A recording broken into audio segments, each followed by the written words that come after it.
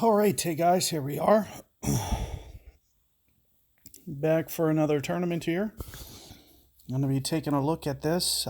This is not a real favorable expert wind. You're going to want things like probably a POC 6 or 7 with the backspin. Alternatively, you can use the Thor's hammer, but the biggest problem with the Thor's hammer is we're not going to be able to curl it enough. So you can see how the opponent's ending up here to the right of the hole. It's going to be very similar for us with Thor's hammer. The best you're going to be able to do is going to be dependent upon the amount of curl that you can put on.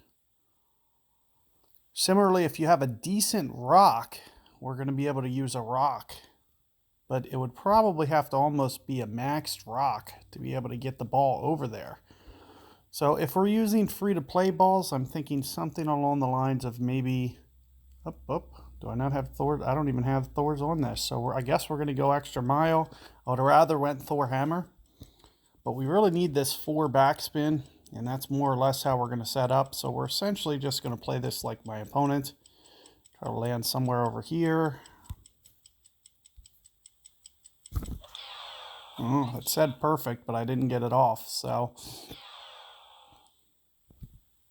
I guess we'll just regroup.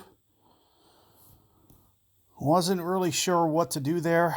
It says I got it off on my screen, but it didn't give it to me.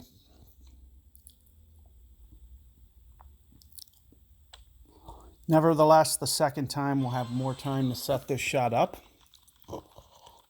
I was thinking something along the lines of, dude, people can be so annoying. Like, why even emoji spam, especially in tournaments? It's like, who cares, dude? It's Monday.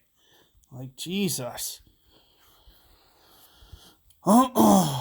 So, you know, the most important thing about today is just going to be about trying to get, you know, your adjustments the way that you want them to be. I'm going to go somewhere around here, and I'm thinking something along the lines of 2-ish per ring, maybe 2.1 per ring. So maybe just a hair more than 4. And you can see sometimes, you know, you may want to go into a little bit of power, and this is one of those times.